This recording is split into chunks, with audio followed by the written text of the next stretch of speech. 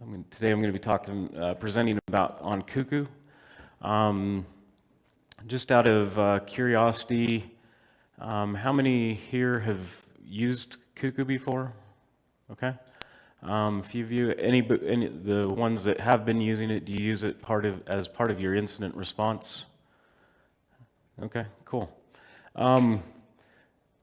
So my goal today is really to kind of give you an overview of what Cuckoo is and how it can be utilized in your incident response process. And my perspective today is coming at it from a network, the network side. And I'll get into that, show you in the actual demo how I use it on the network side.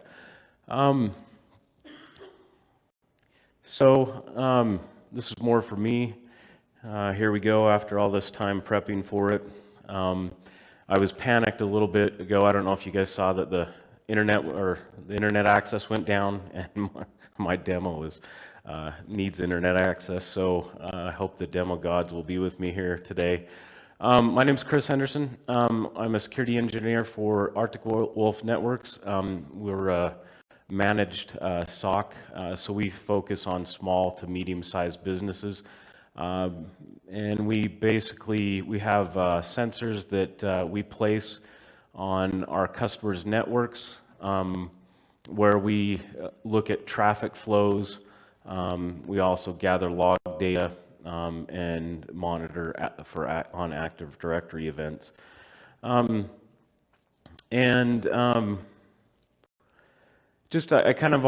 always like to hear what people are working on. It gives me ideas of different projects I should look at, things like that. Currently, I'm working on how we can maybe use OpenVAS for our clients and do some internal scanning.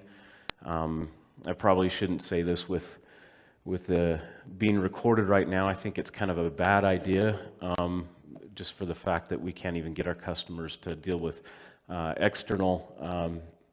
patching external systems. So it just seems like a lot of work for not a lot of results. But I am looking into how we can integrate OpenVAS with our product. Also doing some research on user agent strings for our baselining that for our customers. Getting some trend data there so that we can figure out if that would help us in alerting on malicious activity quicker. So I'm excited about that. In the middle of that, I'm also looking. If anybody you've heard of the Hive project, it's pretty new.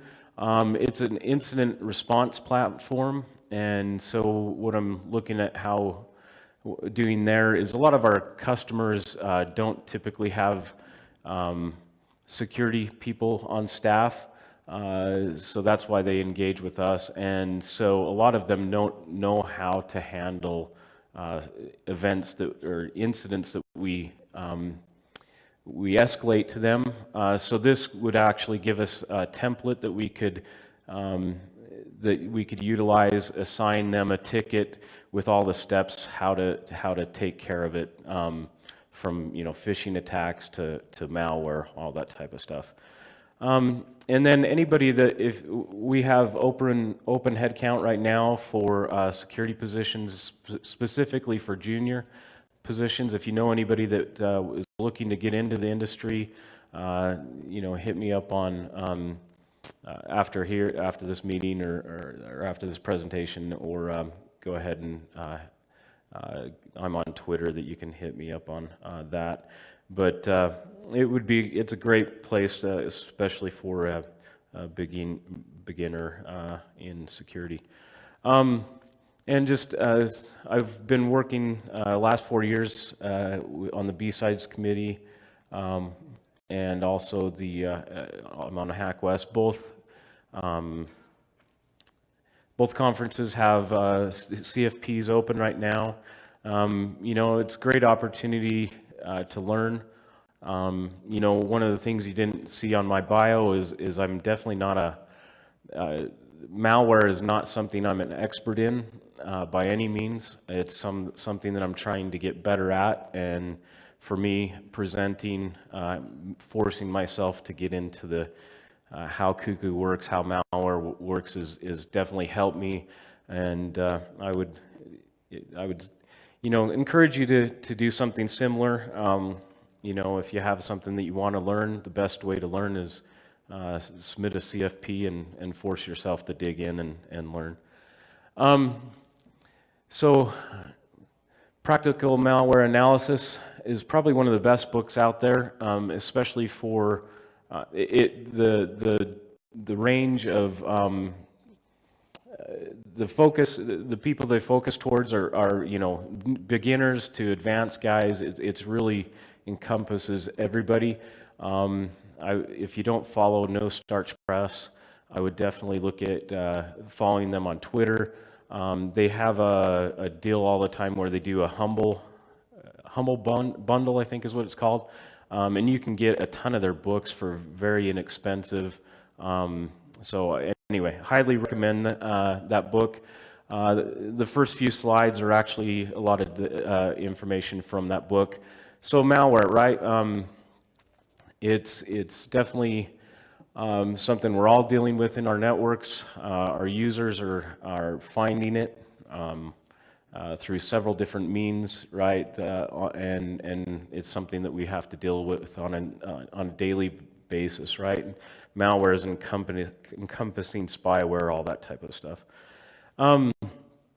So this is a quote from the book, from the authors, and I really like the fact that that they're pointing out the fact that malware analysis, you don't have to be an uber hacker to really get it. Now, when you get into static code analysis, there's really a lot of depth there, a big learning curve, but understanding the basics, I think, is really important and really needs to be part of your incident response is having that knowledge. Really having at least a good understanding of how malware works, what it does, because what we see time and time again is you find a piece of malware, you think you've got it cleaned up, and then you find out somebody else is infected, and you go through this crazy cycle, right? But if you really understand malware and how it works, it can help you clean up things much quicker. So, malware analysis techniques, the two main pillars, I guess, of malware analysis is static analysis, and this is actually where you're getting information about the file, what it does, what it does from a as an application without actually running the malware itself. This is, really the reverse engineering portion of it, and really an amazing. I'm amazed at the guys that do this. It's a great skill set to have. Dynamic analysis, that actually involves executing the malware and seeing what it does from a network standpoint, from an operating system standpoint, all that. So this is where Cuckoo comes into play. It's a great tool to help you look at malware, what it does. So it began in 2010 as a Google Summer Code project. It's part of the HoneyNet project, and it was originally developed by Claudio. There's his handle on Twitter, and the great thing about it is open source. So again, focusing again on really trying to understand what the malware does is critical. This is really the focus, I believe, and the goal of the entire Cuckoo project is to help you understand what malware is doing and what the goal of the attackers are. It's using a sandbox technology, and we'll get into a little later on the The good thing about sandboxing and the bad. So with static code analysis, it's not going to do everything for you, but it's amazing what Cuckoo will get you. We'll be able to see a lot of the data that it easily gathers for you without you having to put forth much effort. So some of the basics, right? It gets the file information, like the file size, if it can determine the date created, all that type of stuff, it will grab it, and then all the different hashes for the file. If it can identify version info, it'll grab that as well, and also the strings data for it. Now, so for dynamic analysis, this is where really the power is in the project itself. We'll look into all these different areas, but this is where you can really get a lot of information, network information, what the malware, where it's calling out to, any connections it may make. That's including UDP, TCP, HTTP, HTTPS, all those DNS, all those types of things are captured, which is really powerful. And like I said, we'll focus on that area, especially in this demo. But also you can see drop files, you can see registry changes that it makes, you can see whether or not it tried to make itself persistent, all that type of stuff. And then with it actually, we'll go into this, we won't go into details, but you can do memory analysis and the behavioral analysis as well. So really what's amazing about Cuckoo is you really can throw any type of file at it. You can throw, we'll get a complete list, but documents, Word documents, PDF files, executables, all those types of files. You just throw it up at Cuckoo, it'll run the application, and you can get all that information from both the static and dynamic analysis. So again, it's open source software, and you can run malicious files under pretty much all the major platforms. The only one really missing right there is iOS.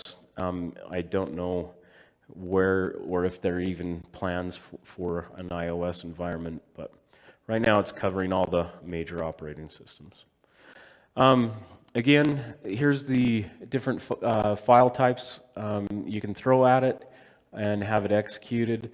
You've got PDFs, DLLs, PHP scripts, JavaScript, zip files, all the different types of file types, and also you can throw URLs at it and have it check URL for you. So if you come across in your logs something that might be suspicious to you, you can actually throw that at Cuckoo. Uses API calls. It can trace the API calls again used by the malware, and like we'll see in the demo, how easy it is to get that information from that. So another great thing is, any malware that uses SSL, it can still analyzes it. It uses man-in-the-middle proxy, and so you can still be able, even if the traffic is encrypted, you can still grab the data that's being passed by the malware.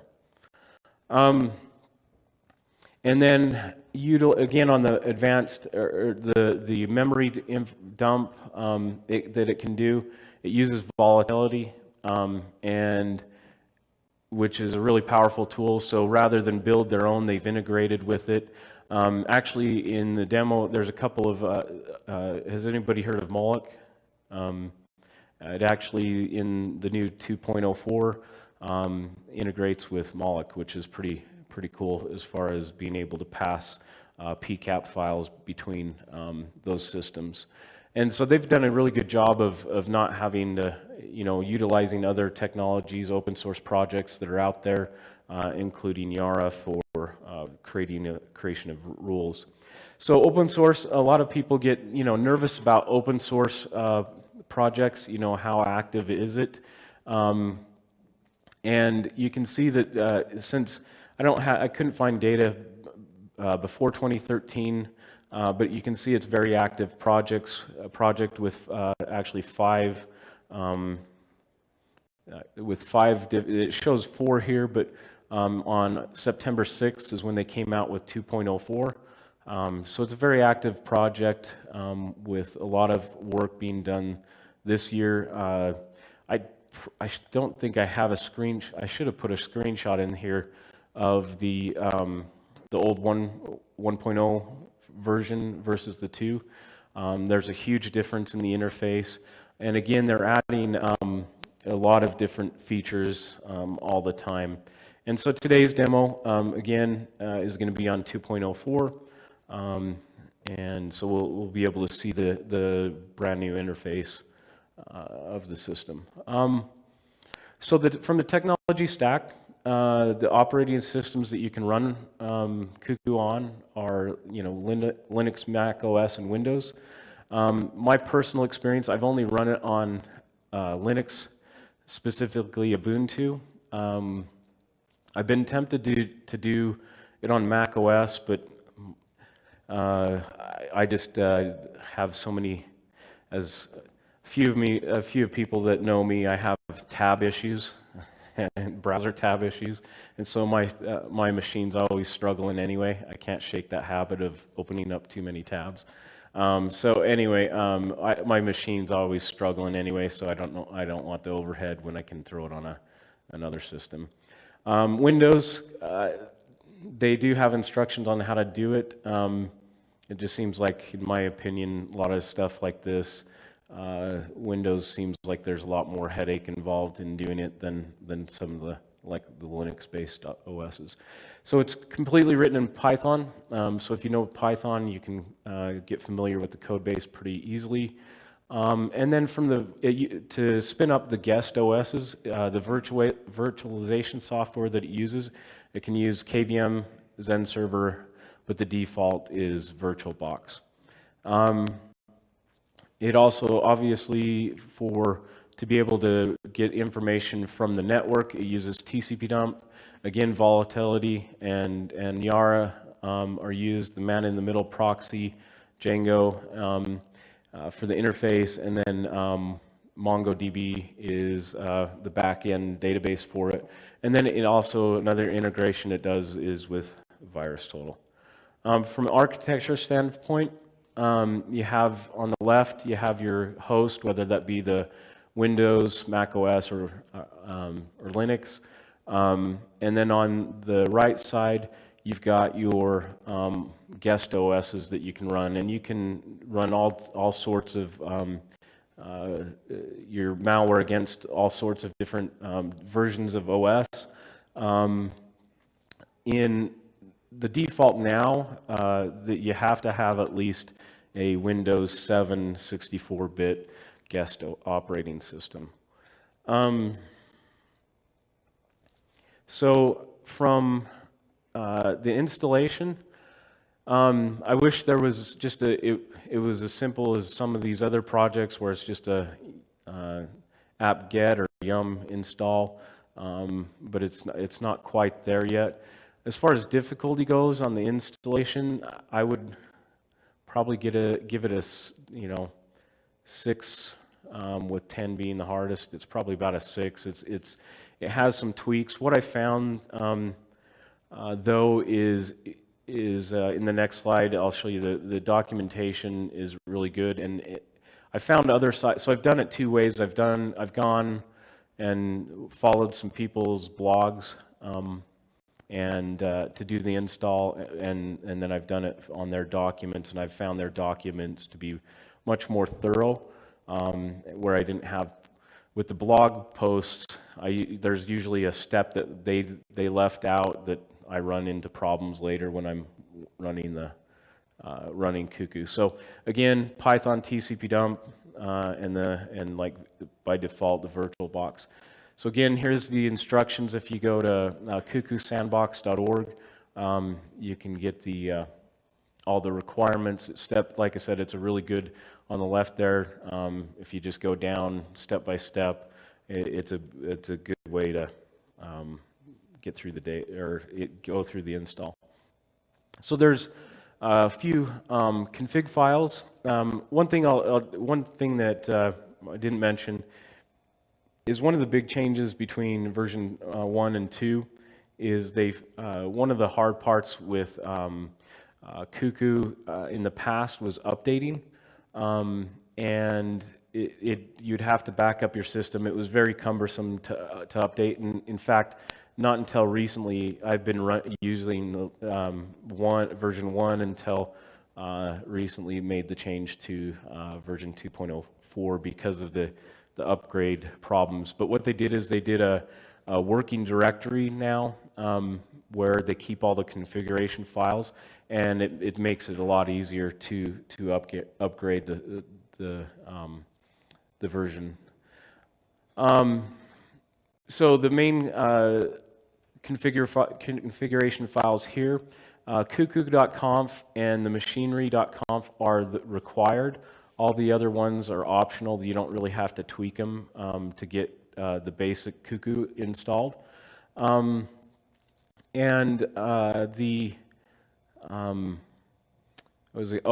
big thing with the machinery.conf is the naming of your. You need to be careful that you are very copy and paste your naming of your guest OSs there so that it launches properly. That's kind of your only got you. Again, yeah, the must. You want to make sure that you name that properly. You can change the IP and port number and change the database information in the cuckoo.conf. Virtualization again is defining which one you're going to use.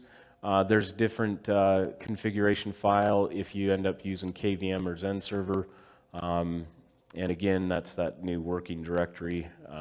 It's all in the new working directory there. So the last thing I would recommend when you're installing is they do have a community, a GitHub community where you can submit different signatures and things there to have that added to the install. All you have to do is do a Cuckoo community, and it will download all of that for you. So, from a guest operating system standpoint, again, the default for version 2 is Windows 7 64-bit. This yields a lot better results now, but you do have to disable the user access control. You can still run Windows XP if you want, but they definitely recommend Windows 7 now. Again, you can do as many different operating systems you want. On the guest, that needs to be running Python and Python Pillow, and as we will see in a minute here, one of the things that's nice about Cuckoo is it actually takes screenshots periodically during the installation of the malware so that you can see what's happening on the machine itself. And then they have an agent that needs to go on the system. So there's different ways, you can tackle this different ways on the guest operating system. If you're on the server itself, you're running headless, you can shell into it, do an SSH-X, and then once you're shelled in, you can run just VirtualBox. It'll pop up the screen. And then it's just if you've ever installed a guest operating system, it's just that same process. Additional software, if you're going to throw like PDFs at it, Java files, Office documents, you need to obviously have that software on the guest OS. So you'll need to go in there, make sure that that's all there. One of the things, I haven't been able to test this out myself yet, but as I was doing research, I came across this VMCloak, and I've heard a lot of good things about it, and one of the awesome things about it is it does all of that for you on the guest OS. So you can install Microsoft Office, you can have it install Adobe, all that type of stuff. It'll even install the guest OS for you. Basically, all you have to do is on the Cuckoo server, you basically just throw the ISOs over there. You have provide it with the you mount the ISO, and then you make a few changes to the configuration file. One of which is like adding the serial key, and then you just execute the command. And it does take a while. It's up to 15 to 20 minutes on the guest install. Not quite sure. I would imagine something similar if you're going to be installing the Office on there. So one of the other things I wanted to hit on is the API. This is one that is on my to-do list when I get back to the office to really play around a lot more with, is the API. It has a really good API, so you can actually submit via the API. You can actually submit malware samples rather than having to go to the web interface. You can submit URLs, you can get data from it. I don't know about what your workflow is, but I would much rather be on the command line, execute a little script, and not have to go back and forth. I spend a lot of time in the command line, so having to go back and forth between it and a web interface isn't ideal. So this is something that I didn't realize was they had a really well documented API. So I'll be doing a lot of work there when I get back to work on that. You can also, if you want, you could actually shell into if you're shelled into the server itself, you can submit that way as well. So you can submit URLs, all that type of malware, all that type of stuff there. So now I didn't list I only listed 3. There's a bunch of them out there. There are a lot of different free malware analysis tools. I don't know, anybody used any of these tools? Okay, great. So these are online. They're free. I believe is it Malware, MalWR, whatever. I believe that actually is run by the Cuckoo guys. So, and then VirusTotal, I think everybody's familiar with. One that I've been using a bit is that hybrid analysis is a good one as well. But things to consider with these types of solutions is, you are tipping your hat, right? If you're a big organization that is a true target, that's targeted all the time, you may not want to use those free systems because they are monitored by malware authors. Basically what they do is all the files are hashed. They have all the different hashes, so they'll look for their hash, and as soon as they see their hash make it to somewhere like VirusTotal, they'll make changes to their code in an effort to evade detection. The other thing is there's a good article there about data leakage. Bit9, this was specifically with Bit9, but I would imagine it's not just them. It's people will submit documents and things like that to VirusTotal and to these to the Cuckoo instances, and they may be. A lot of people aren't thinking about what they're dumping up to those sites, and they have PII information there. They, in this report, what was happening was the Bit9 client would be, when it found a new document, it would upload it to their servers, and then their servers would upload it to VirusTotal to check. And then what they found are the researchers had a paid subscription to VirusTotal, and they were actually able to get a lot of sensitive data like API keys and things like that from VirusTotal on these big corporations that were using the Bit9 client. So that's an interesting read if you want to take a look at it. The other issue I've found with the online sites as well is availability. I find lacking there. A lot of times when I go to use them, they're down.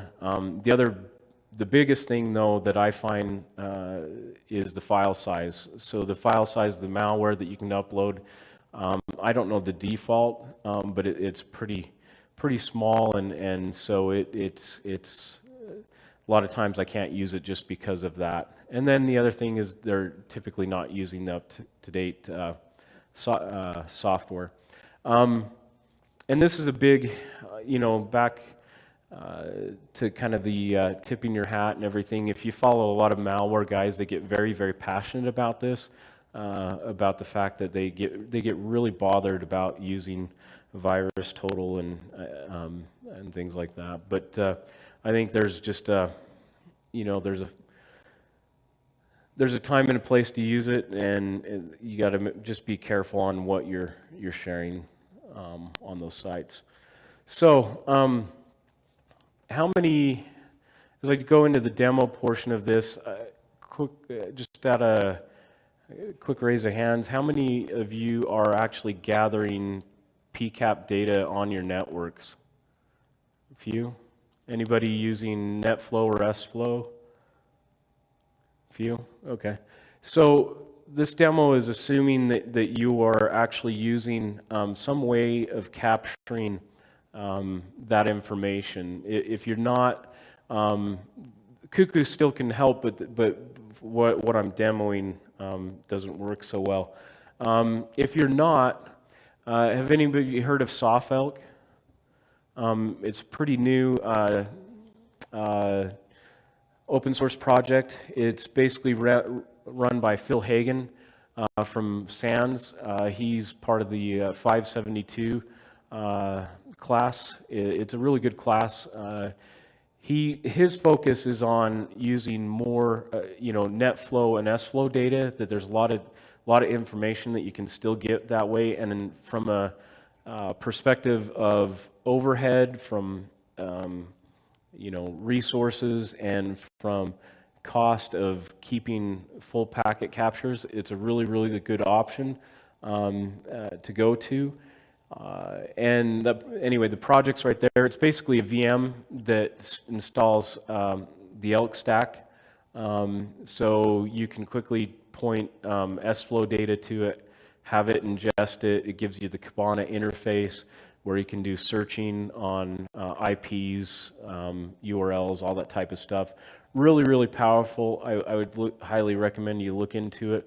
Again, from an overhead perspective, cost, resources and everything, it's pretty lightweight because you're just getting the metadata from the traffic flows rather than full PCAP files. I don't know, Utah Saint has a project. I don't know if it's still active. I know that at least 4 years ago, I remember going to a talk where Troy was presenting on it. I think it's something I remember it being something very similar where you're grabbing SFlow or NetFlow data and looking at it that way. So it's similar. You may want to check it out. Again, I don't know if it's active anymore. So here's a screenshot of the Kibana interface. We'll go into my interface that we use at Arctic Wolf Networks, but it's a Kibana interface as well. It's a little different, but it's the same principle and would work the same. The other option is Security Onion. Security Onion is an awesome tool. Has Bro to help you get full packet captures. Again, it's another VM that you can spin up quickly, get snort running, all sorts of security, blue team type security tools. Really, really awesome project, and that's run by Doug Burks. I believe he was at Mandiant when he came up with it. Now he's running this full time because it's really a really powerful tool. Again, this one though gives you with Bro, it gives you full packet captures as well. All right, so let's hope the internet is still up and I can.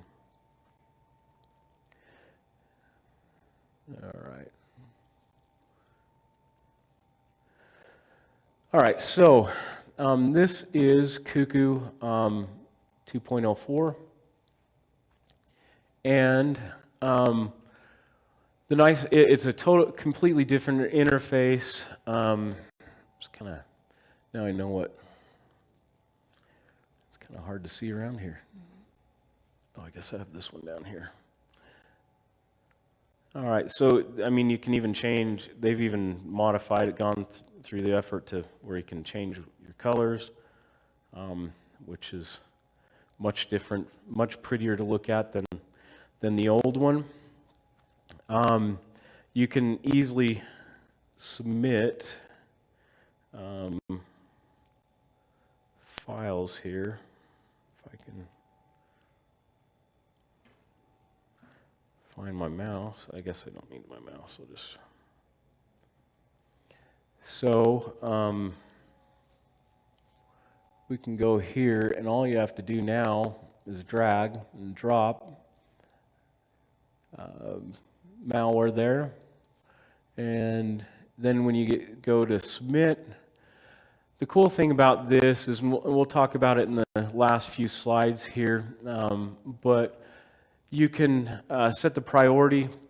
So if you work in a large group, the other thing I didn't really mention is it's really,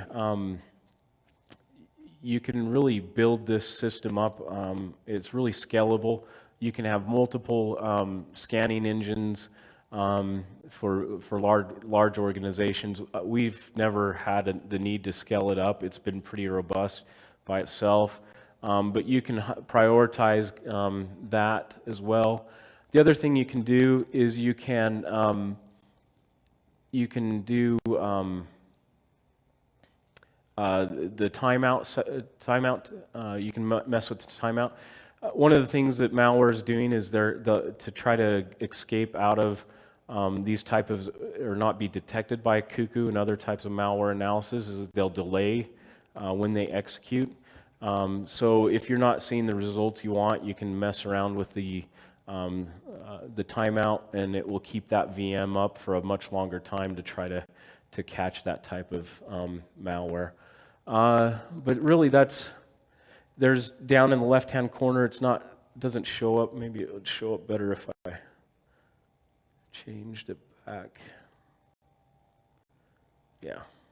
So down in the left-hand corner, if you're want to do a full memory dump, you can use that option there, and then it's just a matter of analyze, and then it'll sit there and run. But what we'll do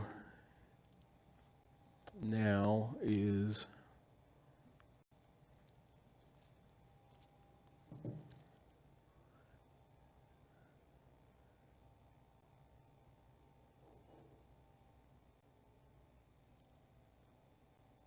we'll check back on that in a minute.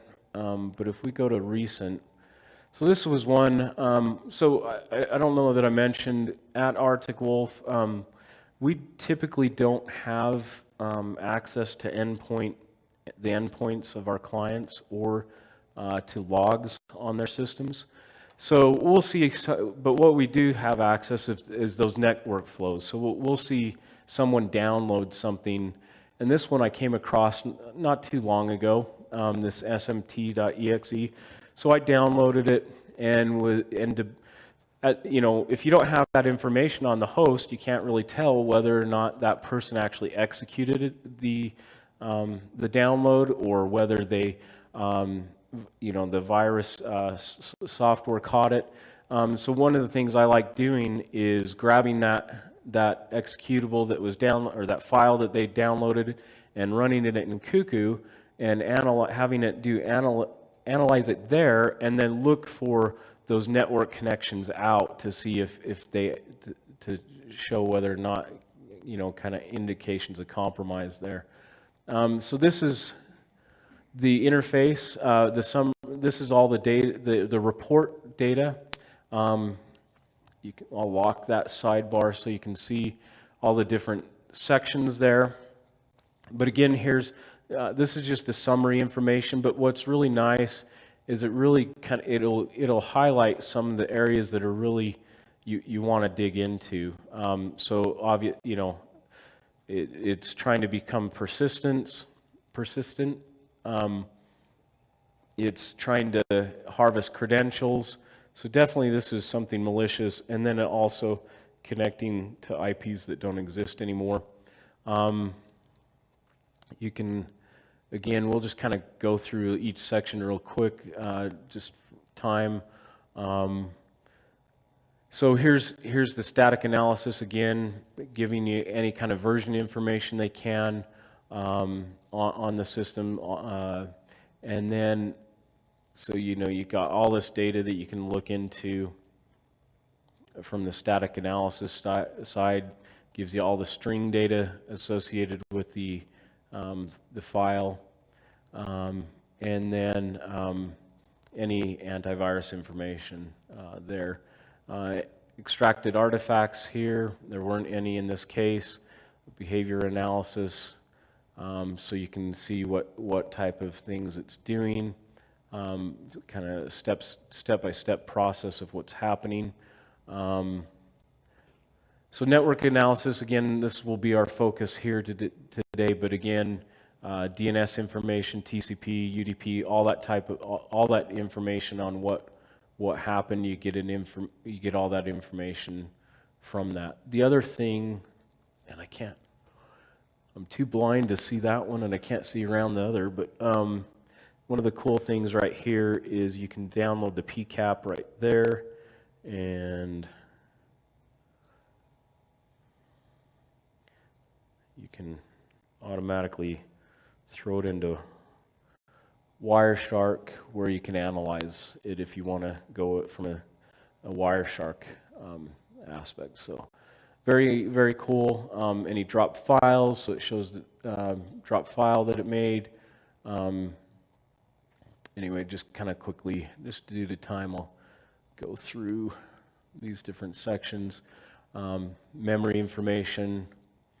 I don't think there was any, yeah. So lots of different information there, but what I like to do, so one of the things I focus on is on the summary page. If we go down here, there's the screenshot. There wasn't really anything to show there. On one of the other ones, it'll show some of the better screenshots on this other demo. But what we can do here is we can actually we'll copy that, and then I'm going to go over here to my system, and I'm going to just throw it in here. Oops. Sorry, I can't. It's hard to drive this. So I'll throw that in here, and again, I'm going to sort by any systems that made calls out to time. So there's two systems, so I can keep that in mind. These two systems made call out. That's the time range that they did it in. And now let's go back over. We can look at, all right, who made connections here. Again, the nice thing about this is if we don't have that access to the local system, this at least can give us an idea of what systems may be infected. So it looks like we have some new systems there that we could look into. I don't see that 237 and 238 though in that list. So Now if we go, one of the other places I like to go is if we go back to this section. I've always found this very, very useful, is when it makes connections to systems that no longer exist. I can come over here and I can,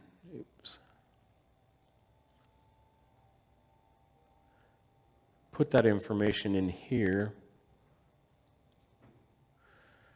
and see if anybody's made a call out to that one. And it definitely looks like this 237 is involved, may have executed that. Just to be safe, before I get our help desk or whoever else involved, let me just check another. So I'll come over here, I'll throw this one in. I could do an OR, but I'll just do it here, like that. And again, this 237 definitely looks like suspicious. Again, we can dig in deeper, but that gives us a really good indication of whether or not we need to investigate that system further. So let's go back to recents. Again, this one that we submitted, if we look over here, is actually done. We can look at that in a minute if we have time, but that's completed. And then we can also, again, going through that same thing. The one thing that is a little confusing to me is I got to figure out why we're getting, I'm not sure why we're not getting Yara matches.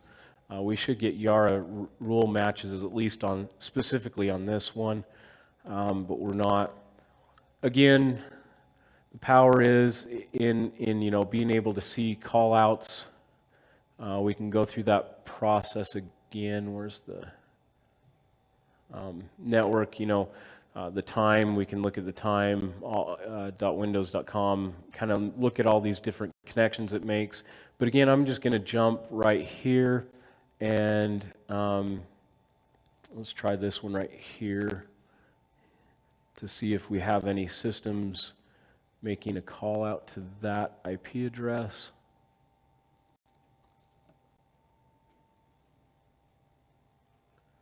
And we do. So again, maybe I would do some investigation on this 238. And then again, we can do one thing I didn't show here. Oops.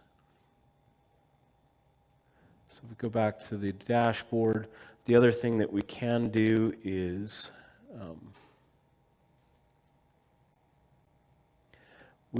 this one was, I was looking at the other day, this is associated with this URL was associated with a pup. So I'm going to just throw that in there. You can, oh yeah, so you just throw it in there, and then we'll analyze that. And then while that's running, jump over here. I ran another URL, sorry, recent, and that was this one right here. So we can look at that as well. This is where the screenshot, if you have something that's suspicious you want to look into, you can run down here. You can see how it was executed. We can look at the screenshots. Again, very easy. A lot of information to dig into. Again, a lot of it's a great project that can really help you with the incident response, help you, like I showed you here with the network side, be able to determine systems, even if you don't have access to those remote systems, being able to at least guess as to whether or not the system should be looked at further in your incident response. And then just real quick, and then I'll take a few questions. I know I'm running out of time, but malware samples, if you want to play around with different malware samples, here's a couple of, a few different, there's lots of different places you can grab it. Malware samples, the ones I grabbed were from the zoo, but I've used Objective-C stuff to look at Mac OS. That's specifically for Mac OS. And then just a quick warning about Cuckoo. I think Michael spoke here at SAINTCON last year on log. He did a presentation in B-Sides San Francisco this year about evading sandboxes. It's a really good talk. Unfortunately for him, the demo gods weren't with him. Right in the middle of his presentation, he had to deal with some AV stuff, but it's still a really good presentation with information. It talks about like the the time malware timeout thing issues and a bunch of other things that try to evade systems like Cuckoo, malware analysis tools like Cuckoo. So really good one. I'd check that out. And then people talk about changing MAC addresses. It's kind of you may be one of those things where for your virtual host you change the MAC addresses. There's so many ways to detect it. It may for the less smart malware it probably would work, but for the majority of it, the new stuff, it's not going to work so well. Another tool to check out if you want to see how that evasion works is this PA-Fish that you can run that will show you how it bypasses. It does different checks to see whether it's virtual or not. Anyway, that's kind of what I had today. The slides, I apologize to Chunk if he's ever watching this for not getting the slides over to him quick enough, so they're not on the SAINTCON site, but you can get it from my GitHub. I just updated and made sure they were updated today. Anyway, time for a couple of questions if we have. Yeah. Well, when you run Cuckoo, how safe is it to your machine? I mean, you run it in its own environment because it's going to execute the malware, right? Yeah, it's going to execute the malware. So yeah, I have it completely segregated off on its own VLAN where it can't get out to anywhere else. The only system. So one thing back in the, if you look at the slide on the how it works. Let's see. Here, I don't think I mentioned. I meant to. Right here. On the virtual network side, it actually runs IP tables, so it's very strict on what it's letting out. On the Cuckoo host side, but if I was to run it, yeah, I would completely run it still in a segregated network. The network that I have it running on is completely segregated. It's our malware network, so that's where we exploded it. We can only get into it via VPN and everything like that, so it's completely segregated. What about if you analyze one executable and you want to analyze the second one? Will you do it in the same instance, or do you? Oh, so what happens is when it's through doing an analysis, what it does is it wipes it out and it goes back to the clean system. So it goes back, that guest system gets wiped out and it goes back to the original snapshot that it had of it. So it's a clean one every time that it executes, especially so because it'd get pretty noisy from even a network standpoint, seeing all these different call outs and trying to determine what malware was actually executed on that, or what executable or PDF or whatever it might be. Anything else? All right. Well, if you have any questions, feel free to reach out to me, and thanks for your time.